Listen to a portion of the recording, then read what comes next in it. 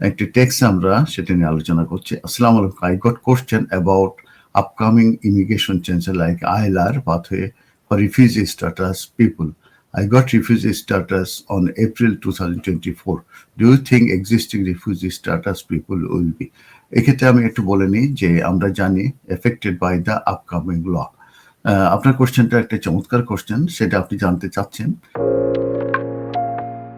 আমরা যে কনসালটেশন এই মুহূর্তে চলছে, যে কোয়ালিফাইং পিরিয়ড ফর আইএলআর যেটি এই মুহূর্তে 5 ইয়ার্স আছে, সেটাকে 10 ইয়ার্স একটা base line, standard line 10 years করা হবে। সেটার উপরে কিন্তু একটা কনসালটেশন চলছে। এখন এই কনসালটেশনটা ফেব্রুয়ারিতে শেষ হয়ে যাবে।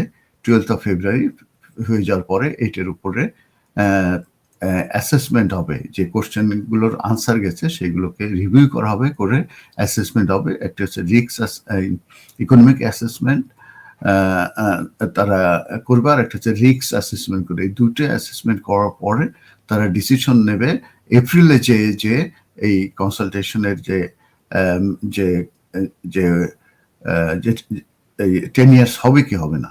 এরপরে প্রশ্ন আসবে যে এই যখন আইনটা হবে, এই qualifying period for settlement from 5 years to 10 years, তখন সেকেন্ড কোশ্চেন আসবে যে এটা কি এই রেট্রোস্পেক্টিভ ইফেক্ট হবে কিনা। রেট্রোস্পেক্টিভ ইফেক্ট বলতে বোঝা যায় আইনটা যদি এপ্রিলে যে কার্যকরী হয়, তাহলে এপ্রিলের আগে যারা এসে গেছে তাদের উপরেও কি এই আইনটা কার্যকরী হবে কি না।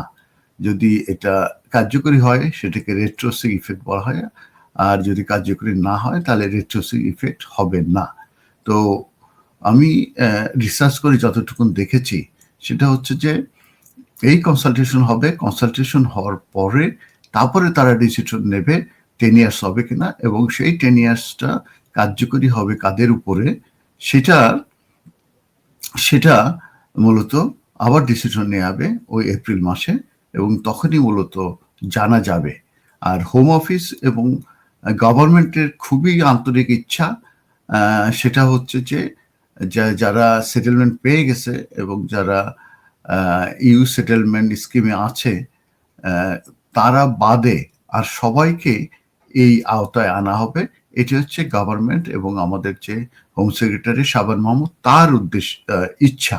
কিন্তু তার ইচ্ছা হলেই তো হবে না, কারণ এটা হচ্ছে কনসালটেশন হবে। কনসালটেশন হওয়ার পরে যে তখন এটার উপরে ডিসিশন হবে, তারপরে ডিসিশন হবে যে এটা রেট্রোস্পেক্টিভ হবে না, আপনার মতো যারা অলরেডি চলে এসেছে তাদের উপরে কার্যকরী হবে কিনা।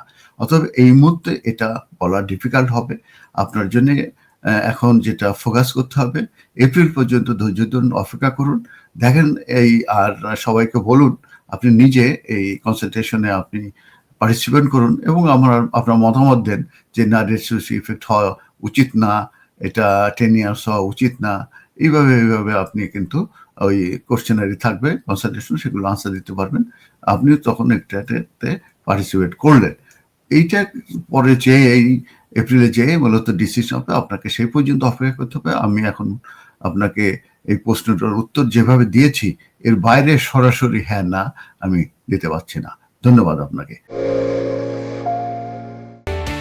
MQ Hassan Solicitors, helping people through the laws. আমাদের রয়েছে দক্ষ ও অভিজ্ঞ লয়ার টিম, যাদেরকে আপনি নিশ্চিন্ত মনে বিশ্বাস ও নির্ভর করতে পারেন for quality of work and excellent client care.